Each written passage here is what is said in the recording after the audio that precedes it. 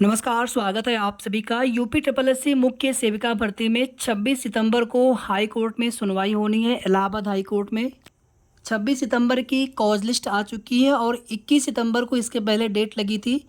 उस दिन सुनवाई नहीं हो पाई थी, उस दिन का कोर्ट ऑर्डर भी जारी हुआ है।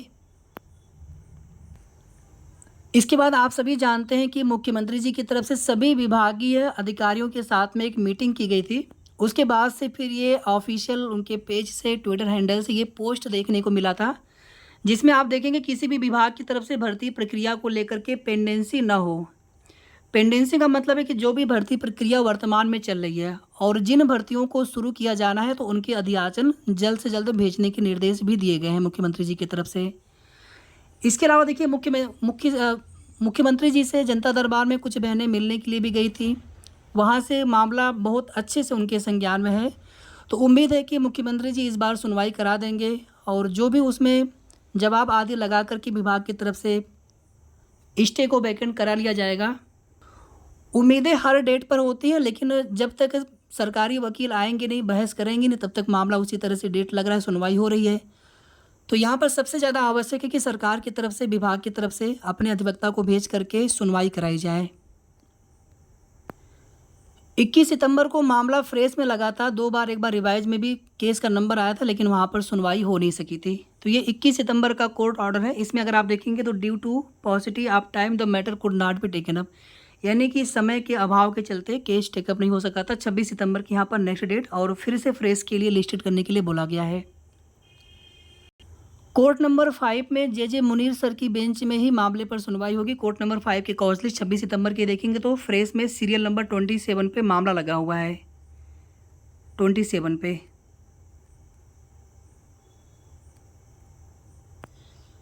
और इसमें सभी जितने भी मामले हैं, जितने भी रीड्स हैं, सभी के सभी कनेक्टेड हैं 13,907 के साथ में, 12,429, 12,81, 12,924, 16,694 और 42,99।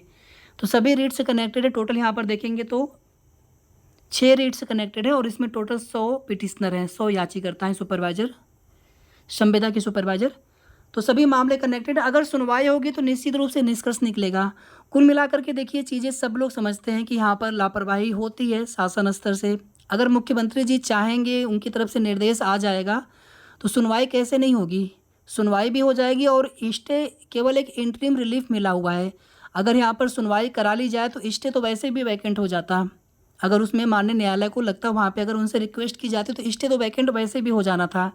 और अगर नहीं होता तो वहाँ पे एक सलूशन और भी था कि उतनी सीटें होल्ड पे रखते हुए बाकी पदों पर कम से कम भर्ती प्रक्रिया आगे बढ़े। अभी तो सिर्फ डीबी का रिजल्ट आना है, जब फाइनल मेरिट लिस्ट आएगी तब तक ये सीटें जो होल्ड है उन पर भी डिसीजन आ जाएगा माननीय न्यायालय की तरफ से। अगर सुनवाई होती रही रेगुलर तो उसके बाद फिर सभी पदों पर रिजल्ट आ सकता है। तो यहाँ पर सबसे पहली चीज़ थी कि भर्ती प्रक्रिया शुरू हो। स्टे वैकेंट कराने को लेकर के इसमें दोनों ही तरह से कोशिश होनी चाहिए थी, या तो मामले का निस्तारण हो जाए या तो फिर उतनी सीटें होल्ड करके भी भर्ती को आगे बढ़ाया जा सकता है। अब देखिए 26 सितंबर को क्या होता है। उम्मीदें तो हर डेट पर होती हैं।